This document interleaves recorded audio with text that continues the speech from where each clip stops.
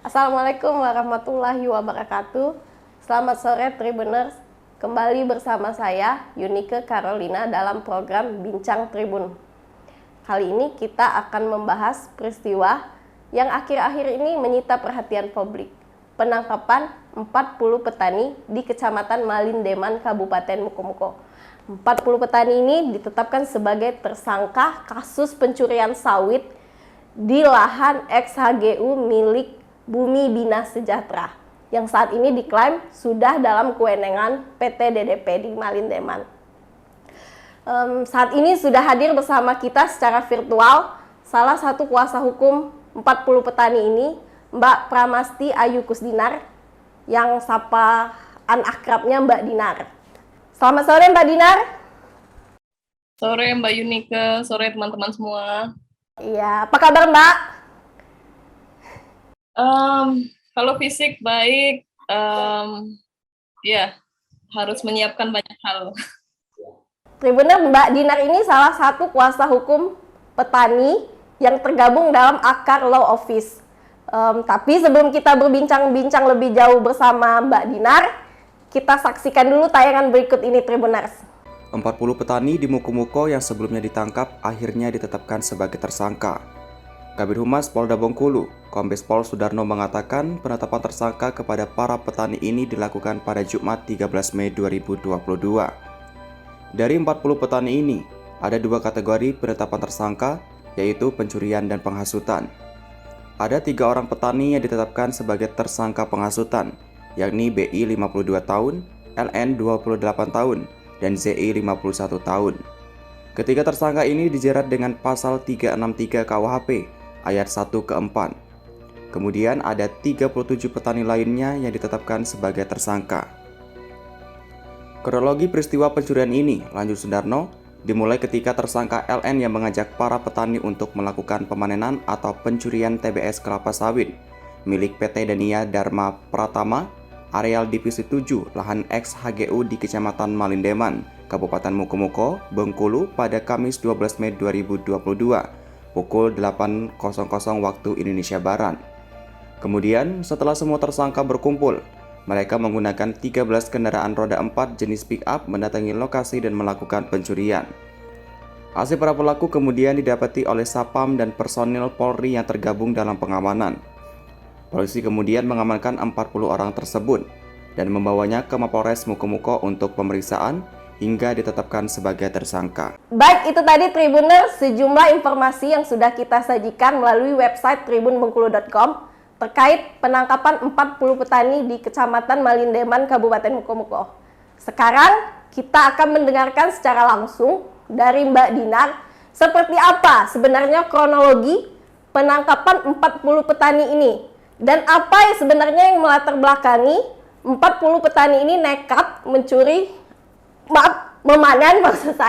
memanen sawit di lahan ex-HGU milik PT Bumi Bina Sejahtera. Mungkin bisa saja langsung Mbak, silakan sampaikan seperti apa. Ya, terima kasih Mbak Yunike. Pertama, saya ucapkan terima kasih kepada teman-teman jurnalis, khususnya dari Tribun ya, yang sudah sering memberitakan juga kasus 40 orang penangkapan paksa petani yang ada di Kecamatan Malindeman. Dan saya juga senang sekali sudah diundang dan diajak bicara soal bagaimana kejadian ini sebenarnya gitu ya di lapangan. Dan yang kedua, saya mau klarifikasi bahwa saya itu sebetulnya manajer program di Akar Foundation. Akar Foundation ini adalah NGO pendamping perkumpulan petani Bina Bumi Sejahtera di sana. Sementara ALO itu adalah Akar Law Office, underbow-nya Akar Foundation ya, dan di sana saya sebagai pendiri. Yang mungkin saya langsung akan menjawab pertanyaan Mbak Yunike soal bagaimana kronologis konflik di sana kemarin ya, penangkapan 40 orang petani itu. Nah sebetulnya penangkapan 40 orang petani itu terjadi itu ketika masyarakat petani itu sedang memanen buah sawit di lahan garapan mereka sendiri gitu ya. Nah, saat itu memang status lahannya sampai saat ini status lahan yang sebetulnya sedang digarap oleh masyarakat ini adalah merupakan lahan yang sedang dalam sengketa lahan gitu ya. Di mana sebetulnya pemilik lahan ini secara administratif itu sebetulnya milik perusahaan bernama Bina Bumi Sejahtera yang kemudian diklaim pengelolaannya oleh PT Daria Dharma Pratama begitu. Nah, sementara klaim masyarakat di sana adalah klaim historisnya adalah sebagai lahan atau tanah warisan dan tanah garapan yang sudah mereka garap sejak tahun 1996 gitu ya. Artinya udah cukup panjang klaim historis masyarakat di sana. Nah, saat kejadian sekitar jam 10 masyarakat pergi ke kebun gitu ya. Setelah sekitar 1 sampai 2 jam memanen, masyarakat yang ada di lahan tersebut dikepung oleh aparat kepolisian, BRIMOB, khususnya BRIMOB dan kepolisian Resor Mukomuko, di lahan milik Zarqawi saat itu. Jadi mereka dikejar, kemudian dikepung di dalam lahan milik Pak Zarqawi.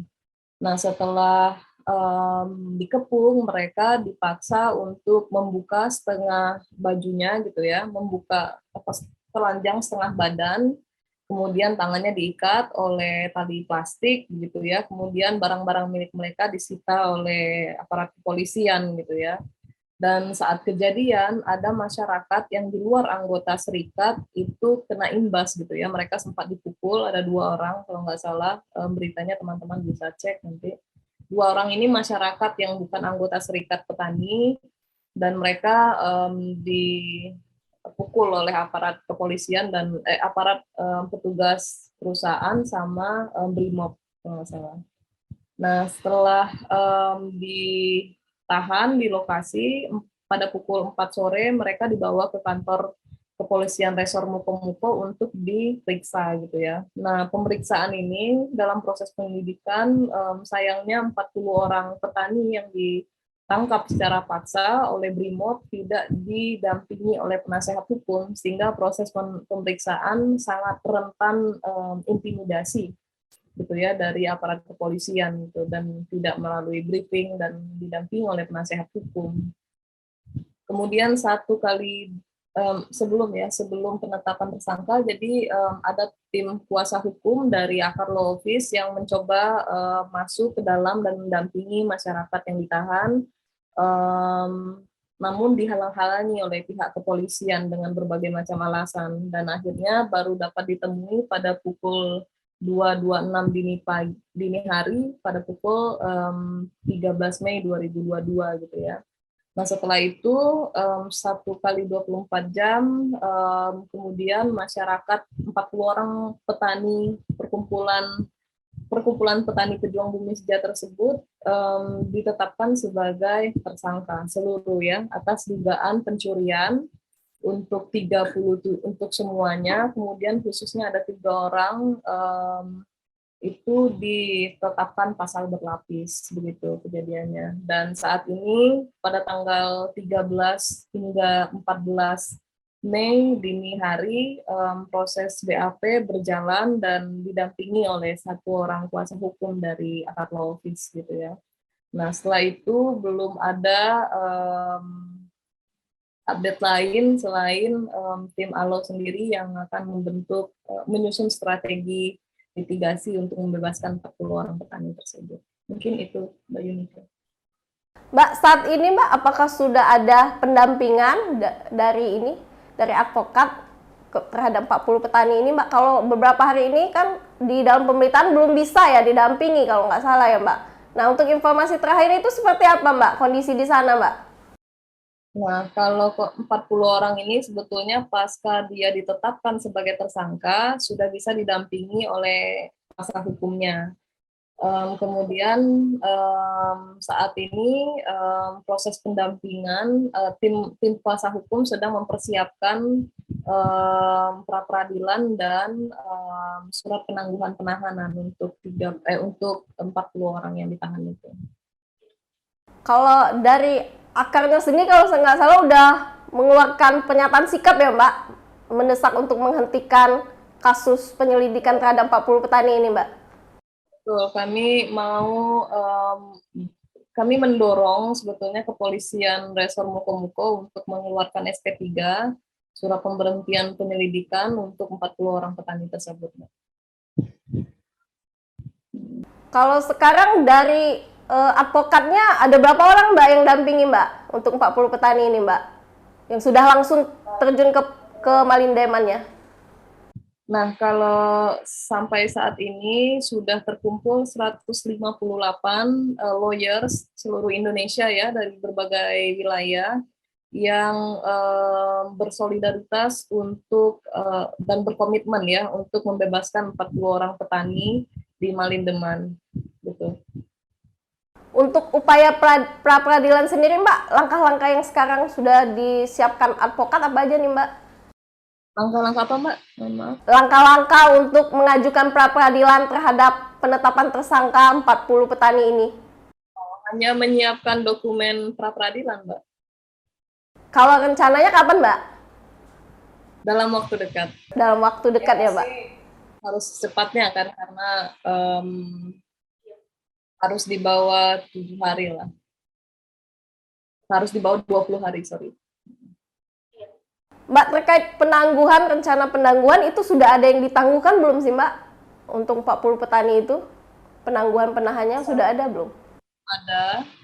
Kalau dari 40 itu sampai sekarang belum ada karena pemerintah daerah kita sedang melakukan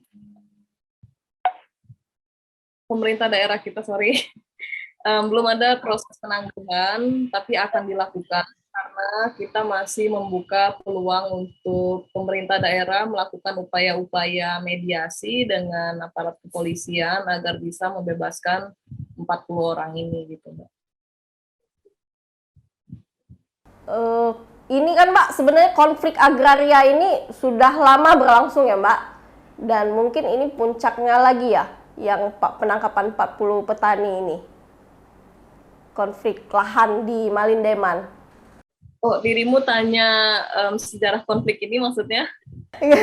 Ya ini kan tadi ada saling mengklaim, maksudnya dari petani itu mengklaim mereka masih berhak untuk mengelola lahan tersebut, sementara kan dari pihak perusahaan PT DDP dan dari kepolisian sendiri ya menyatakan itu sudah dalam kewenangan PT DDP, sehingga para petani ini akhirnya ditetapkan sebagai tersangka kasus pencurian tadi Mbak.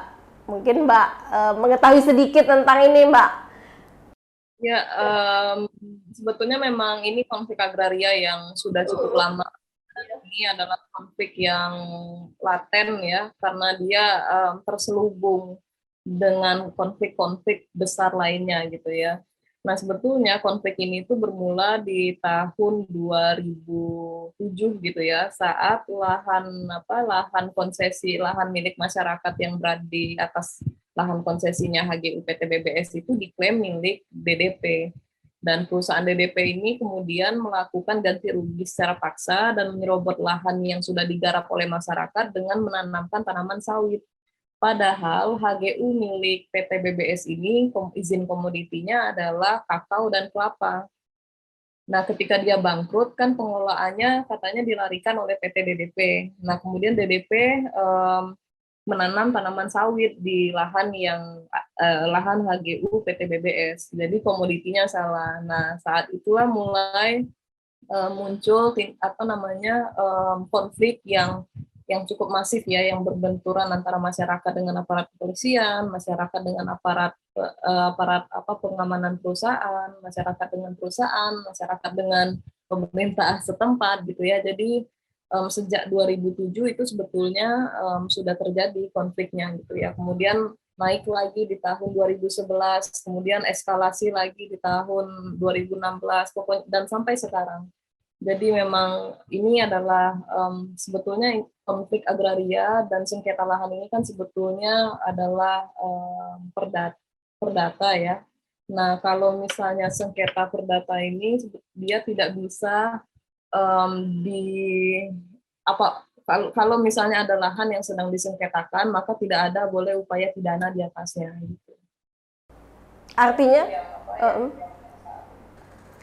artinya Mbak dari kuasa hukum sendiri ini yakin kalau memang penetapan tersangka terhadap 40 petani ini sudah menyalahi prosedur gitu Mbak ya, sehingga kita akhirnya mengajukan pra peradilan. Betul, karena kami kalau misalnya aparat kepolisian bilang bahwa apa sih namanya, kemarin dia bilang ini bukan konflik agraria tapi pencurian gitu ya. Nah sebetulnya terbalik gitu ya. Jadi sebetulnya pencurian kasus pidana ini yang sebetulnya memburamkan atau menyampingkan konflik agraria yang sedang terjadi gitu. Nah, dan sejauh ini tim kuasa hukum kami cukup percaya diri melakukan pra-pidana untuk membebaskan 40 orang petani tersebut, dan cukup percaya diri juga untuk melakukan gugatan terhadap perusahaan gitu ya. Karena kami yakin bahwa berbagai ada banyak hal-hal yang sifatnya administratif di dua perusahaan ini yang bermasalah secara hukum gitu Mbak. Iya. Artinya kita optimis menang Mbak ya dalam pra peradilan ini. Optimis ya Mbak ya. Ya, harapannya Mbak ke depan Mbak, apa Mbak mungkin yang bisa disampaikan kalau kepada pemerintah daerah? Kalau ini kan fokus ke penanganan konfliknya ya Mbak ya, kalau akar, dan kalau untuk pembebasan lahannya itu ke teman-teman akar law office gitu ya. Cuman memang yang kami harapannya ke depan, pertama tuntaskan konflik agrarianya oleh pemerintah setempat gitu ya, karena sebetulnya akar itu dan P3BS sudah mengusulkan skema TORA, Tanah Objek Reforma Agraria. Itu salah satu skema kebijakan yang dibentuk oleh negara untuk meredistribusikan tanah terlantar, tanah hutan untuk masyarakat gitu ya. Nah, kami sudah mengupayakan itu dan mengusulkan itu sejak tahun 2020 lalu, dan kami sudah berkoordinasi dengan pemerintah di provinsi, dan pemerintah provinsi sebetulnya sudah memandatkan pemerintah daerah Muko-Muko untuk membentuk tim penyelesaian konflik dan tim gugus tugas reforma agraria untuk menyelesaikan konflik agraria ini. Jadi yang pertama tuntutan kami, selain bebaskan 40 orang petani yang ditahan secara paksa, tuntaskan konflik agraria segera. Baik. Oke Mbak Dinar, terima kasih Mbak Dinar sudah mau bergabung bersama kita sore ini Mbak Dinar. Mudah-mudahan tayangan kita ini bermanfaat dan konflik yang terjadi di Muko-Muko ataupun di daerah-daerah lainnya ini di Bengkulu bisa ditekan, sehingga tidak ada lagi petani yang akan dijadikan tersangka imbas dari konflik lahan ini Mbak Dinar. Karena seperti yang kita ketahui tidak hanya di Muko-Muko konflik agra ini terjadi Mbak Dinar. Itu saja Mbak Dinar. Terima kasih banyak. Itu tadi Tribuner bincang kita dengan Mbak Dinar tentang duduk perkara penangkapan 40 petani di Kabupaten Muko-Muko dari sudut pandang kuasa hukum 40 petani ini. Mudah-mudahan tayangan ini bisa bermanfaat dan semoga ada solusi terbaik bagi kita semua. Terima kasih. Assalamualaikum warahmatullahi wabarakatuh.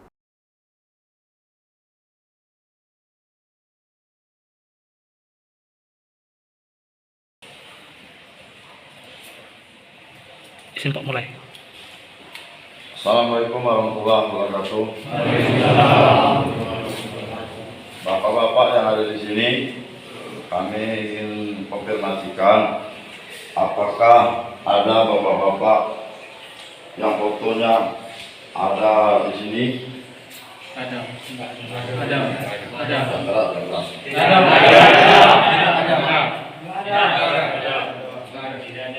Enggak ada ya Pak ya? Berarti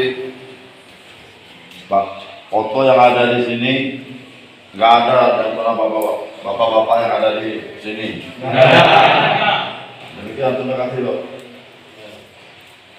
Mohon izin Bapak-bapak, apakah Bapak-bapak dan Mas-mas di sini merasa tersakiti atau merasa tertindas oleh tindakan kepolisian yang ada di sini? Apakah mas-mas dan bapak-bapak di sini dipukuli atau dihakimi secara tidak adil oleh pihak kepolisian Polres Mukomuko? Rekan-rekan, kemarin sudah saya press release dan kembali saya tegaskan bahwa 40 orang yang diserahkan kepada kami dari security itu dalam keadaan sehat, dan memang ada informasi yang beredar bahwa ada penganiayaan kepada seseorang. Kami tegaskan itu tidak benar. 40 orang itu dalam keadaan sehat semua, kami terima.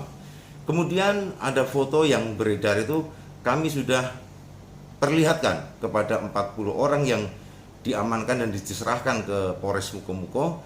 Itu mereka tidak mengakui itu bersama-sama mereka, dalam artian di tempat yang sama itu tidak bersama dengan mereka, begitu rekan-rekan. Kemudian kembali saya tegaskan bahwa perkara yang kami tangani adalah bukan konflik agraria, namun kami kenakan pelanggaran pasal 363 ayat 1 ke 4 subsidiar 160 untuk sebagian. Hal tersebut karena dari pemeriksaan terhadap mereka semuanya mengakui bahwa mereka tidak memiliki hak atas tanah tersebut. Mereka juga tidak yang menanam tanaman sawit tersebut, dan mereka juga tidak merawat. Kemudian mereka melakukan pelanggaran hukum itu secara bersama-sama yang dilakukan oleh 2 orang atau lebih, itu atas ajakan dari beberapa orang. Makanya kembali kami tegaskan bahwa perkara yang kami tangani ini terhadap 40 orang tersebut bukan konflik agraria, namun murni pencurian. Mana memang orang yang merasa menjadi korban itu melapor ke Polres, tentu kami tidak lanjuti. Namun sampai dengan hari ini, hari Sabtu ini, kami belum menerima laporan dari orang yang mengaku dirugikan itu atau mengaku menjadi korban penganiayaan itu. Ke Polres belum ada laporan. Demikian rekan-rekan. Baik, bagi yang merasa dirugikan atau menjadi korban, silakan melapor ke Polres dan kami akan tindak lanjuti. Namun sampai dengan hari ini, hari Sabtu, kami belum menerima laporan dari orang atau pihak yang dirugikan tersebut. Kalaupun akan melapor ke sini, pasti akan kami tindak lanjuti. Dan kami tegaskan bahwa itu tidak dalam satu rangkaian bersama 40 orang yang lain. 40 orang itu kami terima dalam keadaan sehat dan kami perlakukan dengan baik, dan itu sudah kami perlihatkan semuanya kepada yang 40 orang tersebut. Kemudian kami juga menghimbau kepada segenap masyarakat, mari kita tetap tenang, mari kita bersama saling mempercayai bahwa kita laksanakan ini dengan baik. Mohon dukung penegakan hukum ini supaya dapat berjalan profesional dan prosedural. Unsur yang kami kenakan adalah melawan hukum, menguasai sebagian atau semuanya yang bukan haknya, secara bersama dilakukan oleh 2 orang atau lebih. Kemudian yang kami tegaskan bahwa itu mereka ada yang mengajak. Untuk itu kami menghimbau kepada masyarakat, mari kita pahami apa yang menjadi alasan, apa yang menjadi sebenarnya hak itu apa gitu. Kalau memang petani ada saatnya menanam, ada saatnya merawat, dan silahkan mungkin bila mana itu haknya ya silahkan panen. Namun kalau tidak pernah itu menanam, tidak pernah merawat, kiranya itu bukan menjadi hak dari orang. Jadi mari kita luruskan sama-sama bahwa itu harus secara sah dengan haknya. Bila mana tidak secara sah, tidak sesuai haknya, itu tetap masuk unsur ke pencurian. Dan ingat bahwa mereka adalah sebagian dari korban ajakan beberapa orang untuk melakukan pelanggaran hukum tersebut. Itu rekan-rekan.